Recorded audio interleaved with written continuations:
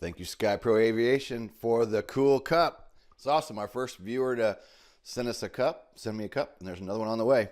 I'm Kenny Keller, creator of Helicopter Line Ground School. I'll put that link down below. Today we got something cool for you.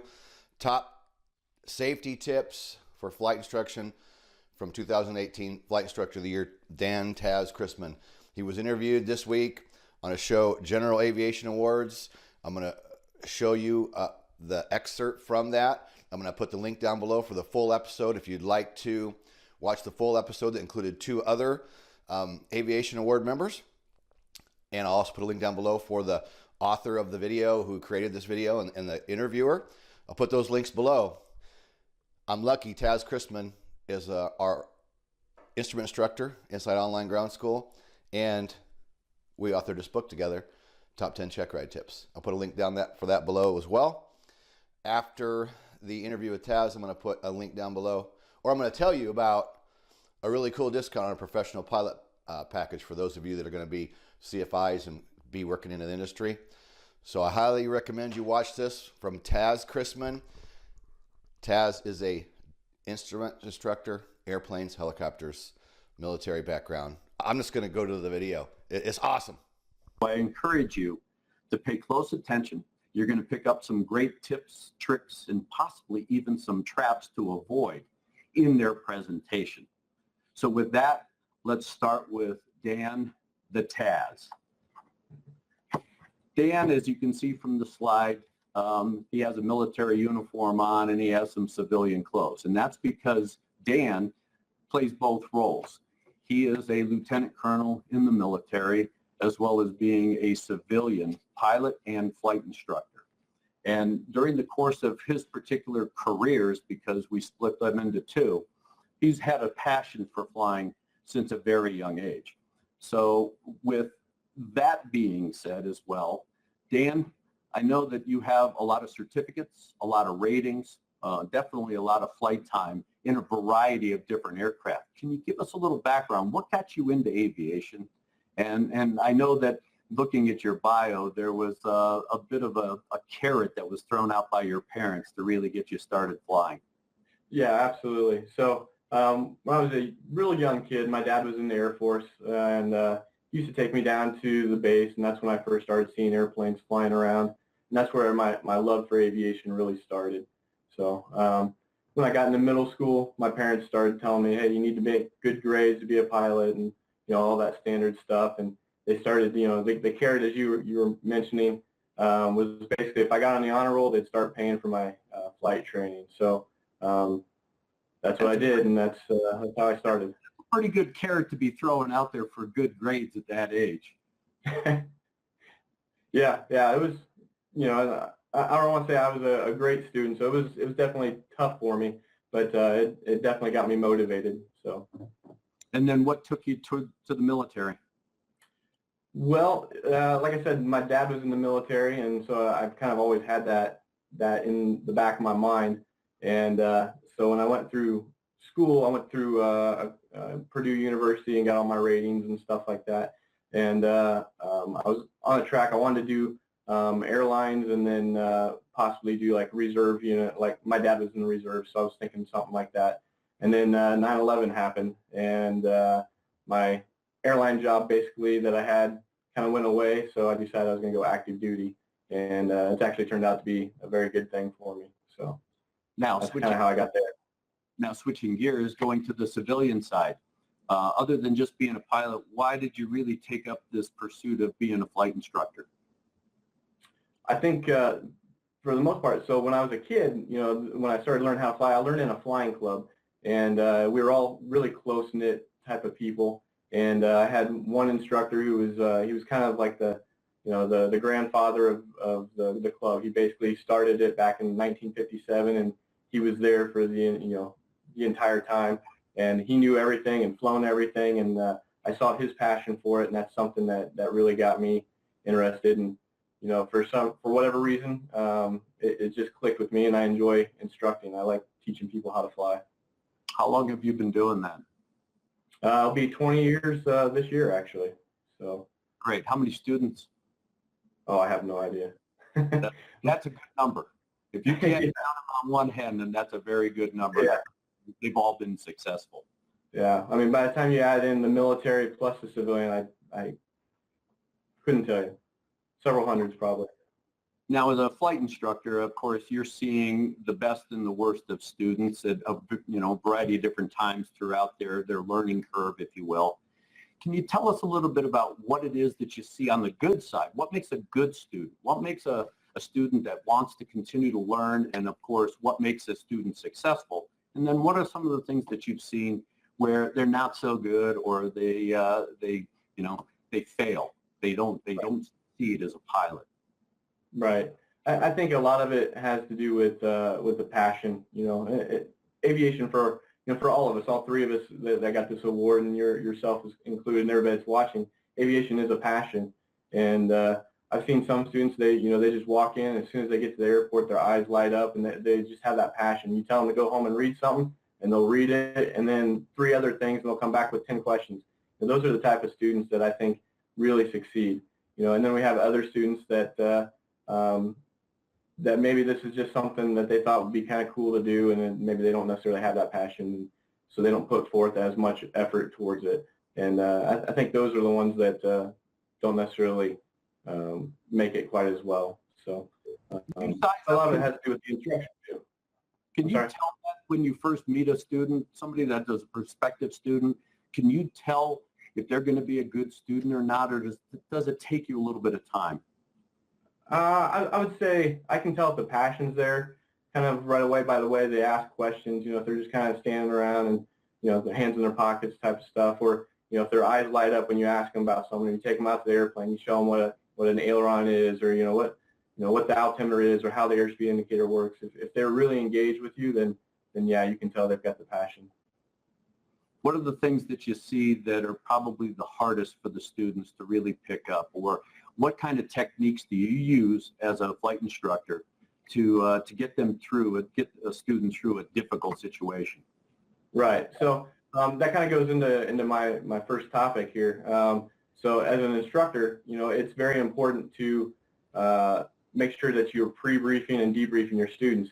I've seen a lot of instructors through different schools that I've taught, or different ones that are other students that come to me from other schools, and one of the biggest problems is most of the instructors are young, and they just want to get their hours and get to the next big thing. Not all of them. I don't want to characterize all instructors like that, but unfortunately we see that a lot. And honestly, one of the biggest advantages for the student is if you're going to go out and teach them something, talk about it on the ground. When you're 0 knots 1G, and they can ask you questions. They're not bumping around in the winds and turbulence and trying to fly the airplane while you're talking and stuff like that. So tell them about it on the ground, talk through it, explain the maneuver, and then show it to them when you get up in the air.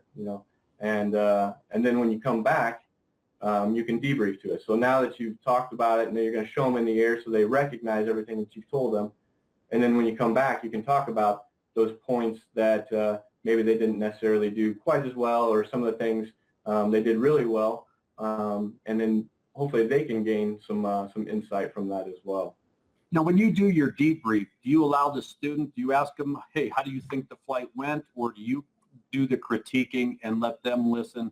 What kind of technique works best for not only you, but a very successful flight instructor?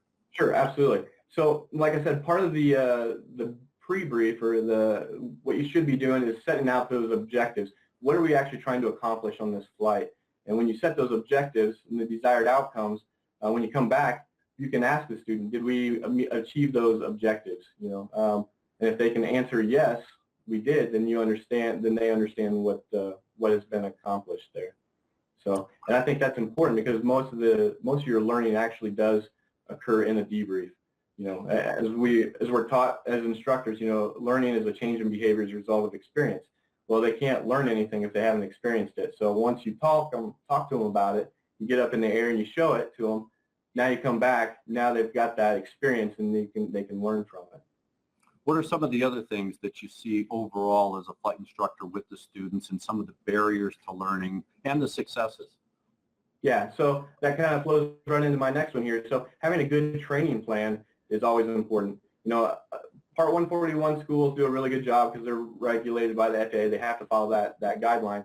Part 61, on the other hand, doesn't necessarily do that. You know, you can basically do whatever you want as long as you, by the time they get to their check ride, they're able to have met all the tasks. But I think a syllabus is a very good good thing to use as a Part 61 instructor. It gives the student a roadmap for their training, so they know where they're at. They know what stage of training they're in. Unfortunately, I've seen students come to me and they've been flying for 30, 40 hours and they still haven't soloed, and they have no idea how much more time it's going to take for them to get their rating. You know, and they know right away that, hey, it takes 40 hours to get your private. You know, is at least what the FAA says. So if you have that syllabus, it gives them a roadmap. So if something is not necessarily going as planned, you know, they're not meeting objectives, which goes back to the pre-brief and the debrief, then they know how they're doing and they can understand why is it taking them a little bit longer in the syllabus. Anything else as far as some of the barriers that you see to learning? So, you know, as you go into the inefficient training, so a lot of times, this is kind of, a lot of these slides are going to kind of go towards together, but if they don't have that syllabus, they don't have that objective, you might miss maneuvers, you know, so there's not a logical progression for their training. So, you know, like I said on the slide there, missed maneuvers or topics requiring multiple flights. So you get all the way up to the solo, the instructor thinks, okay, he's been doing great, he's done all of his patterns, and then you look at the regs of the stuff that's required, and he's like, oh, crap, we haven't done S-turns or something like that. If you're following a syllabus, or, you know, then you would have that, and you're going to meet those milestones. Some of the other stuff I see is not maximizing that downtime. So what I mean by that is, you know, if we have a weather day or a maintenance cancel or something like that, still get the student in here. There's other things that you can go over. You know, plan across country with them. Unfortunately, I see students, you know, if it's raining out here in the desert, everybody thinks it's crazy, you know, and they go home. That's a perfect opportunity to plan across country. Don't wait until it's sunny and the winds are calm to sit there in the school and plan your cross country for 3 hours. That's the time you should be flying. So you can maximize that. You can do emergency procedures training, which is my next topic there. As a pilot, you know, one of the keys to successful outcome of an emergency is understanding the systems of the airplane, understanding the procedures that the manufacturer wants you to use in that aircraft. How is the pilot going to go ahead? How important is that operational discipline? Because it's one thing to practice it. You do it at high altitude where it's a safe environment, but when something happens like an engine failure close to the ground, all of a sudden that seems to change. The pilot gets out of that rote mentality. What do you break that down? Because that fear factor can be overwhelming. Oh, absolutely. And that's kind of some of the barriers to it, you know. So pilots are scared, you know, that startle effect that people have, you know, when you're in the training environment, you know, if we're in the pattern, you're going to do a simulated engine failure. Unfortunately, here at my airport, we have a tower, so we have to call and tell them that we want a short approach. That kind of keys into the student that, hey, I'm probably about ready to lose my engine. In the training environment, we always fail the engine, you know, opposite the numbers so they can make their landing, all that kind of stuff. In the real world, that's not going to happen. You know, it could happen on climb out when they're, you know, 30 feet in the air and stuff like that. So a good way to handle that is to go through scenario-based training. You know, talk to them, give them scenarios, and see how they're going to react to it. A lot of times when I'm flying, when we're doing our cross countries, I'll give them a situation. I'll tell them, hey, your oil pressure just went to 0. What are you thinking? How's that affecting your engine? Where's the nearest airport? Things of that nature. So what are some of the other traps or tricks or things that you like to impart on a student that again will make them successful, take that stress and anxiety out of learning how to fly, which there is a lot of, as you know, not only as a student pilot, but through all of the ratings and certificates they may go through? Sure, absolutely. So I mean, a good book knowledge going through and understanding all the scenarios that they could get. It's getting into that scenario-based training, but understanding the systems of the airplane and the procedures and how they all relate is very, very important. And you bring a key point up because, you know, with loss of control, which has been a big topic over the last couple of years, and how we can minimize or mitigate or eliminate loss of control accidents. I see on your slide you've got some good ideas and some traps as well. Sure, absolutely. And, you know, I don't want to steal Catherine's thunder here because I know this is kind of in her wheelhouse as well. But you know, more GA pilots and passengers die from accidents involving loss of control than any other factor. And it's very important for general aviation pilots to understand that. The military and corporate aviation airlines, they do a pretty good job of sending most of their pilots through some sort of upset recovery training. But your average weekend flyer doesn't necessarily get that. And I think that's where courses like Catherine's or many of the other schools out there that does this kind of stuff is very important. And it's something that I wish all pilots would do that. What are some of the other things that you know you want to impart to the audience with regard to not only being a good flight instructor, but being a recipient, that is a student of a good flight instructor, or identifying a poor flight instructor? So yeah, absolutely. So I mean, if as a can you rephrase that again? I'm sorry. Well, in talking about, you know, finding out whether or not you have a good student or a bad student, I know that student learning, they too are, of course, you know, sizing up their flight instructor. Are they a good flight instructor? Am I learning?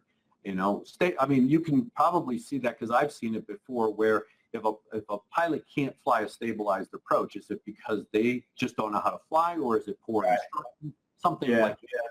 Yeah, exactly. And that obviously brings me up to the next slide here. And I've seen this, unfortunately, many times. I've had students come from other schools, and you know they're saying, you know, like I mentioned earlier, 20, 30 hours in the pattern, they haven't soloed yet. And why is that? And I go fly with them, and they're manhandling the airplane. And you know, so they're trying to force the airplane around the pattern, and they're not stabilized. And one of the issues that's going to lead to is it could potentially get them into a loss of control scenario. I've actually had several students tell me that their instructor told them not to touch the trim, which I have no idea where the instructor got that. The airplane flying handbook clearly says on several pages to trim up the airplane. And the nice thing about that is once you get the plane stabilized, right, so the FAA says to maintain a stabilized descent rate, maintain a specified airspeed, make sure your checklists are all completed, you're configured, and then that's going to require little, you know, or minor changes in your pitch control or your airspeed control. That's going to make it a lot easier to land. Like I always tell my students, you know, trim is your friend. Use it, and it'll help you fly the airplane well. In wrapping up with you, can you give us a little bit of just a little bit of an oversight of, you know, what it is that you think that the audience really needs to understand, not only about the flight instruction, but, you know, being a good student, no matter what certificate or rating you're going for. Exactly. So probably my last slide there is talking about the career-long training. So as a pilot, you're always a student, so you should always be continuously learning. Try to put as much knowledge as you can. You know, I think of it as a bank account, trying to put as much knowledge or money, if you will, in that bank account.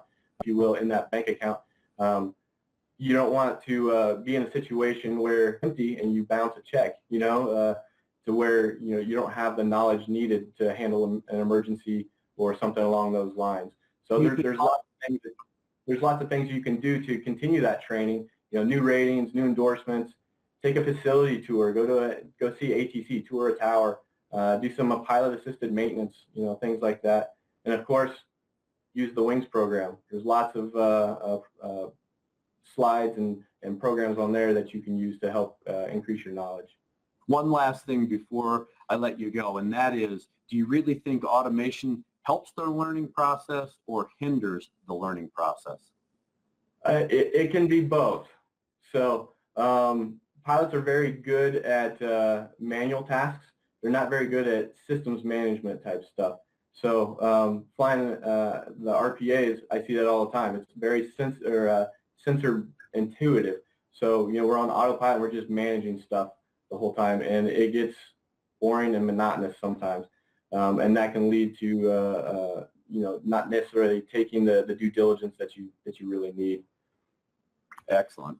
Well, thank you, Dan. I really appreciate the time, and congratulations on your award as the 2018 General Aviation Flight Instructor of the Year. Continue to keep up the good work and continue to do well in both your military career and your civilian career. Thank you. Thanks for having me. All right, we're back. As you can see, Taz, with all these ratings and all these cool things under his belt, is an ordinary, average, nice guy. And I'm lucky, I'm honored, I'm proud to have Taz a part of what we do and to be able to call him a friend. Absolutely awesome. We are going to be hanging out at Heli Expo this year. We weren't sure if we were going. One of our helicopter manufacturer friends hooked us up to make sure that we would be there. So Taz and I will both be there walking around, hanging out. So look for us there. Please subscribe to the channel. Click the bell to be notified of new videos. This is Coffee with Kenny, day 54, I think. Coffeewithkenny.com. That's the playlist for our daily videos where we talk about all kinds of stuff. Helicopter training, ground, flight, careers, everything. Everything's fair game. So subscribe, click the bell when you do, and we'll see you in the next video.